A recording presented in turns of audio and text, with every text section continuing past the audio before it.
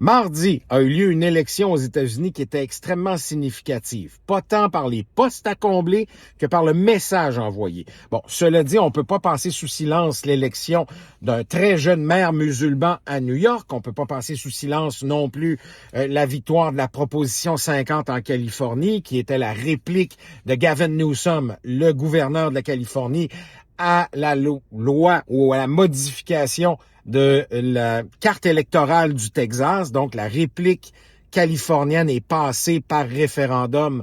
Les électeurs ont voté massivement en faveur de ça. Mais évidemment, bon, certains diront que les résultats dans des États comme New York, comme la Californie, c'était prévisible, c'est pro-démocrate. Ce qui est important de noter, c'est les succès des démocrates dans des endroits qui sont pas évidents nécessairement pour des démocrates. En Georgie, en Pennsylvanie, deux États qui sont relativement 50-50. Au Mississippi, là, on peut pas avoir un État plus républicain, plus rouge que ça aux États-Unis. Et pourtant, les démocrates ont fait des gains significatifs. Alors, l'élection est clairement un rejet de la première année de gouvernance de Donald Trump. Les démocrates vont être tentés de tirer des leçons et avant qu'ils tirent des leçons tout croche, voici ce qu'il faut qu'ils ne fassent pas. Qu'ils tirent une leçon nationale de la victoire locale du maire de New York, M. Mamdani, qui, lui, a eu un excellent résultat, soit avec des politiques qui sont beaucoup plus social-démocrates que ce qui est généralement présenté dans des élections fédérales. Rappelez-vous, chers démocrates, que vous avez gagné contre Trump en élisant Joe Biden, qui est un extrême centriste, et d'aller vers la social-démocratie, ce n'est probablement pas la recette du succès en 2028. Je mettrais un vieux 2 à Vegas là-dessus.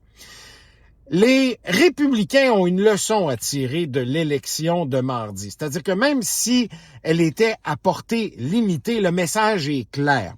Et on parle souvent de la dissension chez les démocrates entre l'aile modérée et l'aile socialiste, mais il ne faut pas oublier qu'il y a une dissension également à l'intérieur du Parti républicain entre les ultra-MAGA et une aile plus conservatrice dite classique.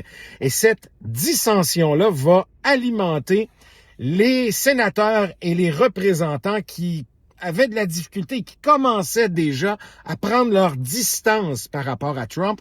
S'il y a quelque chose qu'on doit noter, c'est que dans cette élection de mardi, ils ont clairement été affranchis, tous ces républicains qui veulent prendre une distance de Trump. Je pense notamment à Ted Cruz, qui, lui, regarde probablement 2028 comme étant une potentielle autre année où il pourrait se présenter pour devenir président. Marco Rubio, même chose, même si en ce moment, il entérine à peu près tout ce que Trump dit, mais Marco Rubio va vouloir se présenter, même J.D. Vance va vouloir le faire. Cela étant dit, ils font pas partie de l'aile dans laquelle il y a une dissension. On pourrait penser, par exemple, oui, à Ted Cruz, à Rand Paul, on pourrait penser à John Thune au Sénat.